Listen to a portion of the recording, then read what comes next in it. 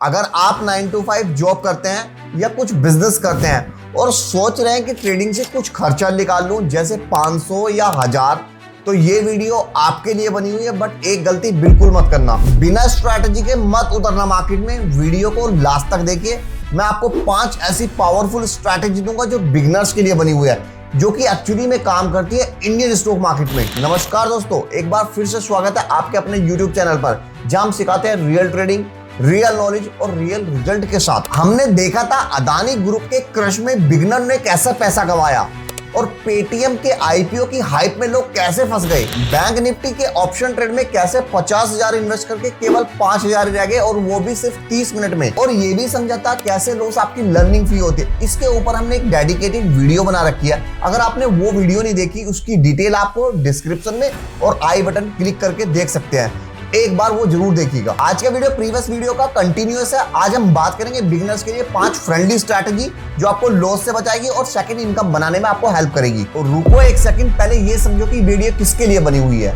अगर आप 9 to 5 job करते हैं और सोच रहे हैं कि ट्रेडिंग से कुछ एक्स्ट्रा इनकम कमा ले जिससे आपकी ईएमआई, ग्रोसरी और अदर खर्चे को कवर कर सके, या फिर आप बिजनेस करते हैं और सोच रहे हो उस पैसे को इन्वेस्ट करके थोड़ा रिटर्न बना ले और थोड़ा पैसे को और ग्रो कर ले। और अगर आप घर पे बैठे हो, सोच रहे हो कुछ एक्स्ट्रा इनकम कमा ले, जैसा कि हाउसवाइफ होती है या फ्रीलांसर होता है या कोई पार्ट टाइम जॉब करना चाहता है। इवन उन स्टूडेंट के लिए भी है जो डेली चाहते हैं कि मेरा कुछ खर्चा निकल जाए लेकिन मेरे करियर की प्लानिंग कुछ और है। तो ये वीडियो उन सभी लोगों के लिए, चाहे आप कोई से बैकग्राउंड से हो, आर्ट हो, कॉमर्स हो या साइंस हो। बस 5 स्ट्रैटेजी बताऊंगा, लास्ट तक समझना। और 5वीं स्ट्रैटेजी सबसे पावरफुल है। चलिए ज्यादा टाइम वेस्ट ना करते, समझते हैं अपनी पहली स्ट्रैटेजी, जो कि होने वाली है ट्रेंड फॉलोइंग स्ट्रैटेजी। जैसा कि आपको पता है, ट्रेंड इज योर फ्रेंड और दोस्तों को कभी इग्नोर नहीं किया जाता। चलिए इसको समझते हैं रिलायंस इंडस्ट्रीज के रियल चार्ट पर। जैसा कि आप देख सकते हैं, रिलायंस इंडस्ट्रीज ऊपर जा रहा है तो बाय करके सेल करो, और रिलायंस इंडस्ट्रीज नीचे जा रहा है, सेल करके बाय करो, जिसको बोलते हैं हम शॉर्ट सेलिंग। अब ये तो समझ लिया। अब ये कैसे आइडेंटिफाई करें कि कौन सा ट्रेंड है या कौन सा टूल यूज करना है। चलो चलते हैं इंडिकेटर के सेक्शन में। इंडिकेटर के सेक्शन में जाने के बाद आपको यहां पे क्लिक करना है, देन टाइप करना है SMA। आपका आ गया सिंपल मूविंग एवरेज। जैसा कि आप देख सकते हैं, मैंने ऑलरेडी अपना सिंपल मूविंग एवरेज प्लॉट किया हुआ है, लगाया हुआ है। बस आपको इस सिंपल मूविंग एवरेज में सेटिंग में आना है और सेटिंग एक चेंज कर देनी है, क्योंकि by default 9 day moving average होता है। तो आपको इसको 50 डे मूविंग एवरेज की सेटिंग को चेंज करना है, जो कि एडवांस सेटिंग होने वाली है। आपने यहां से चेंज किया। अब आप देख सकते हैं व्हाट इज द मैजिक कैसे काम करता है। आप देखो, यहां से रिलायंस इंडस्ट्री जैसे ही यहां से सिंपल मूविंग एवरेज से क्रॉस किया तो मैंने क्या किया, बाय कर लिया। अब बाय किया रिलायंस इंडस्ट्रीज 1240 से 1200 रुपए के रेट के आसपास। देन रिलायंस इंडस्ट्रीज ने क्रॉस ओवर किया और उसके बाद आ गया 1560-1500 के आसपास। आप देख सकते हैं कितना जबरदस्त प्रॉफिट मिला। अब उसके बाद आप देख सकते हैं वापस से रिलायंस इंडस्ट्रीज गिरा। मैंने यहां तक तो बाय करना था, लेकिन इसके बाद ये 50 डे SMA मतलब क्रॉस ओवर किया, तो मैंने इसको यहाँ पे सेलिंग पे करा। और जब तक ये इस ट्रेंड में रहा, मैंने इसको शॉर्ट सेलिंग रखा। और जैसे ही ये क्रॉस किया, मैंने फिर बाय किया। और बाय करने के बाद यहाँ पे आने के बाद यहाँ तक मैं सेल कर सकता हूँ, मतलब यहाँ तक मेरा ट्रेंड में है और जिसको मैं सेल कर सकता हूँ। यहाँ भी मैंने प्रॉफिट बनाया। अब जैसे इसने यहाँ पे क्रॉस किया तो मैंने क्या किया, शॉर्ट सेलिंग किया। अब शॉर्ट सेलिंग करने के बाद वापस से देख सकते हो 1341 रुपए आया, और इसके बाद फिर बाउंस किया। लेकिन अभी भी ट्रेंड नेगेटिव है, जिससे मैं फाइंड आउट कर पा रहा हूं कि ट्रेंड के अगेंस्ट नहीं जाना ही है। अगर आप ट्रेंड के अगेंस्ट में जाओगे, आपके प्रॉफिट की जगह लॉस होंगे। हमने पहली स्ट्रैटेजी तो कंप्लीट कर ली, जिसको समझाया मैंने रिलायंस इंडस्ट्रीज के रियल एग्जांपल। अब चलो क्विक मूव करते हैं अपनी दूसरी स्ट्रैटेजी की तरफ। अब ये स्ट्रैटेजी उन लोगों के लिए है जो मार्केट में पूरा दिन नहीं दे सकते, सिर्फ 1-2 घंटा दे सकते हैं, जैसा कि 9 to 5 जॉब वाले। अब ये स्ट्रैटेजी कैसे काम करती है, चलो इसको भी समझते हैं रियल एग्जांपल पे, जो कि होने वाला है HDFC बैंक का। तो इस स्ट्रैटेजी में 2 चीजें पिन पॉइंट पकड़ना है या 2 चीजों को मार्क करना है। सबसे पहला है आपका सपोर्ट फाइंड आउट करना है, दूसरा आपको रेजिस्टेंस फाइंड आउट करना है। अब सपोर्ट और रेजिस्टेंस होता क्या है, मतलब सपोर्ट वो लेवल होता है जहां से प्राइस बार बार गिर के बाउंस होता है, और रेजिस्टेंस वो लेवल होता है जहां प्राइस बार बार चढ़ के गिरता है। अब दोनों चीजें समझ गए, तो मीन शॉर्ट में सपोर्ट पे आपको बाय करना है और रेजिस्टेंस पे आपको सेल करना है।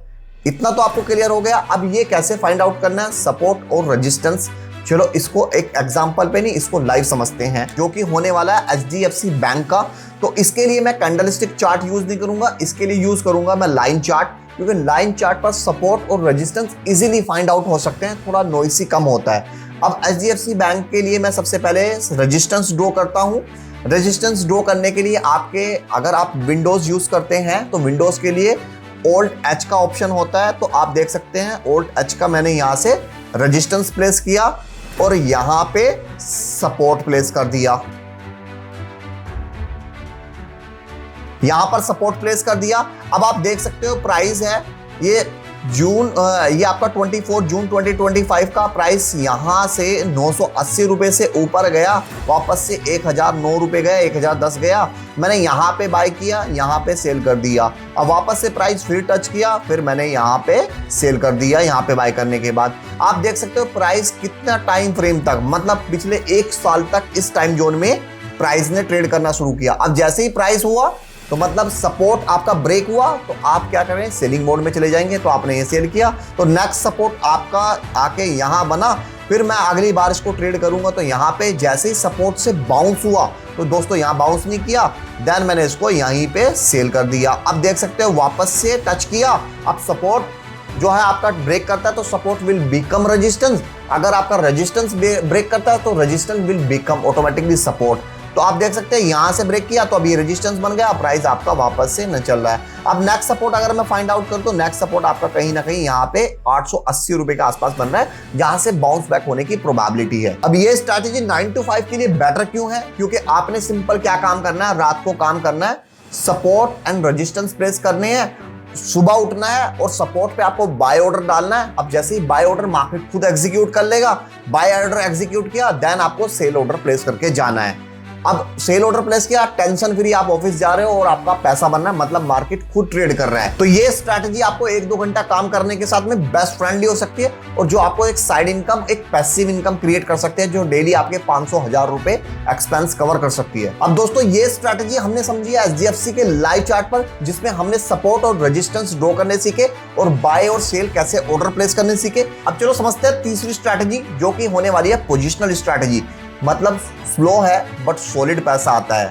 मतलब ये स्ट्रैटेजी उन लोगों के लिए है या उन बिजनेसमैन लोगों के लिए है जो हफ्ते में 15 दिन में 1 दिन दे सकते हैं या आधा घंटा मार्केट को एनालिसिस कर सकते हैं। अब इसको करना कैसे है, स्ट्रैटेजी को यूज कैसे करना है, इसके लिए आपको बेस्ट फंडामेंटल स्टॉक निकालने पड़ेंगे, उसको आपको प्राइस लेवल टैग करना पड़ेगा, मतलब सपोर्ट और रेजिस्टेंस के थ्रू, और तीसरा आपको स्टॉप लॉस टारगेट प्लेस करने पड़ेंगे और वेट करना पड़ेगा।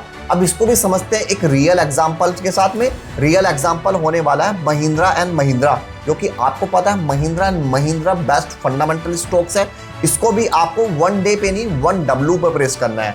और 1W पे प्रेस किया, आप स्टॉक को, आप कभी भी स्टॉक क्रैश होता है आप उसके लेवल को मार्क करते हो। अब जैसा कि मैंने कहीं भी स्टॉक को यहाँ पे लेवल मार्क किया 2800 से 27, यहाँ से स्टॉक ने रिबाउंड किया। अब मैंने इसको यहां से मार्क किया, जब तक प्राइस ऊपर चल रहा है तब तक मैं सेल आउट नहीं करता हूं, क्योंकि वो पोजिशनल ट्रेड है मेरी, ना कि इंट्राडे है, क्योंकि इसमें वोलेटिलिटी और टाइमिंग और इंट्राडे का रिस्क ही नहीं है, इसलिए ये थोड़ा टेंशन फ्री भी होती है।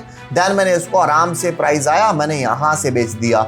अब यहां से खरीदा मैंने और यहां से बेचा, तो आराम से देख सकते हो मेरे रिटर्न भी 35, 40, 30 के अराउंड हो गए। तो 30-40% रिटर्न्स आ गए और वो भी वोलेटिलिटी नहीं है और सेफ पैसा है। तो ये स्ट्रैटेजी वो बिजनेसमैन भी फॉलो कर सकते हैं जो लोग स्टॉक मार्केट में हैं और उनके पास टाइम नहीं है, मतलब उनको कुछ पैसा बनाना है, साइड इनकम बनानी है, लेकिन टाइम की कमी है। अब हमने समझ ली 3 स्ट्रैटेजी, चलिए समझते हैं चौथी स्ट्रैटेजी। चौथी स्ट्रैटेजी होने वाली है आपकी रिस्क मैनेजमेंट के ऊपर। मतलब रिस्क मैनेजमेंट थोड़ी अंडररेटेड है, ये कोई स्ट्रैटेजी तो नहीं है, बट ये उससे भी कहीं ज्यादा पावरफुल है, जो आपके लॉस को कैप करेगी। अगर आपने अपना लॉस बचा लिया तो प्रॉफिट अपने आप बन रहा है, क्योंकि मार्केट में 2 चीजें होती हैं, एक होता है प्रॉफिट, एक होता है लॉस। तो मैक्सिमम ट्रेडर प्रॉफिट पे फोकस करते हैं, बट इस स्ट्रैटेजी पे आप लॉस पे फोकस करते हो। लॉस को आपने फोकस किया तो प्रॉफिट अपने आप बन रहा है। इन सिंपल वर्ड, इस स्ट्रैटेजी को यूज कैसे करना है, सबसे पहला रूल है, 3 रूल को फॉलो करना है। रूल नंबर 1 क्या है, आपको अपनी कैपिटल का रिस्क 1-2% से ज्यादा नहीं लेना है। लेट्स से एग्जांपल पे आपने 1 लाख रुपए के रिलायंस इंडस्ट्रीज ले लिए, आपका 1,00,000 रुपए का 2% भी अगर मैं कैलकुलेट करूं या 1% तो 2,000 रुपए लेना है। मतलब आपको 2,000 रुपए से ज्यादा रिस्क नहीं लेना है। कम से कम आपकी 98,000 का कैपिटल तो बचेगा। वहीं हमने पिछली वीडियो में समझा था अदानी के स्टॉक कितना क्रैश हुए, 3,3700 रुपए से 1,500 आ गए, 1,000 रुपए आ गए, मतलब स्टॉक 75% क्रैश हो गए। वहीं पेटीएम का आईपीओ आया 1,900 2,000 रुपए का आया और उसके बाद वापस से 400 500 रुपए आ गया। मतलब अगर हमारा वहां 2% 3% से लॉस ज्यादा हो जाएगा तो हमारी पूरी कैपिटल वाइप आउट हो जाएगी और हम गेम में बनेंगे नहीं, और उसके बाद हम गेम में नहीं रहेंगे तो आगे ट्रेड कैसे करेंगे। तो आपको 1-2% से ज्यादा रिस्क मैनेजमेंट नहीं करना है। दूसरा क्या है, आपको अपना स्ट्रिक्ट एसएल लगाना है। मतलब कोई भी ट्रेड लेते हो आप 1% का या 2% का आप स्टॉप लॉस रखते हो और 4% का या 5% का अपना टारगेट रखते हो, क्योंकि रिस्क मैनेजमेंट आपका बहुत ज्यादा इंपॉर्टेंट होने वाला है, जिसके बिना आप प्रॉफिटेबल बन तो जाओगे बट बहुत ज्यादा हार्डर हो जाता है। क्योंकि आप लॉस तो कर रहे हो 5 रुपए का, प्रॉफिट कर रहे हो 1 रुपए का, बट को करना क्या चाहिए, हमें प्रॉफिट करना चाहिए 5 रुपए का, लॉस करना चाहिए 1 रुपए का। तो इसीलिए ये रिस्क मैनेजमेंट बहुत ज्यादा अंडररेटेड है बट आपका कैपिटल बचाने वाला है। तो आपने 3 रूल समझ लिए, चौथा रूल होने वाला है आपका कैपिटल एलोकेशन। कैपिटल एलोकेशन का सिंपल मतलब क्या है, मतलब आप 60% अपनी कैपिटल पोर्टफोलियो की रखेंगे लार्ज कैप में, 20% रखेंगे मिड कैप में और 20% रखेंगे स्मॉल कैप में, ताकि आपका पोर्टफोलियो बैलेंस रहे। मतलब लार्ज कैप क्या है, आपको थोड़ा मॉडरेट रिटर्न देगा, लो रिटर्न देगा, लेकिन safety priority is the first priority, क्योंकि हमें कैपिटल बचानी है। बना तो मार्केट रही है, हमको कैपिटल बचानी है, पैसा तो मार्केट बना रही है। तो 60% हम लार्ज कैप में रखेंगे तो हमारा सेफ कैपिटल बहुत सेफ होगा।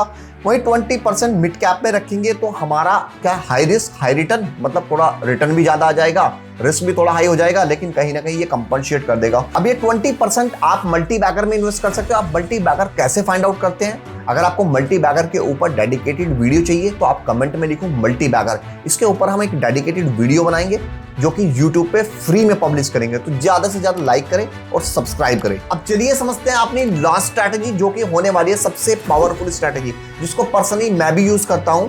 इस स्ट्रैटेजी को 90% लोग इग्नोर करेंगे कि डेली का जर्नल मेंटेन करना ये कहां स्ट्रैटेजी है, लेकिन पर्सनली बता दूं, अगर आप इसको फॉलो करते हो आप कहीं लॉस मेकिंग ट्रेड से प्रॉफिट मेकिंग ट्रेड में आ सकते हो। अब ये स्ट्रैटेजी कैसे यूज करनी है, इसके लिए आपको एक सिंपल फॉर्मेट यूज करना है। एक एक्सेल शीट रेडी करनी है जिसमें आपको सारी चीजें मेंटेन करनी है।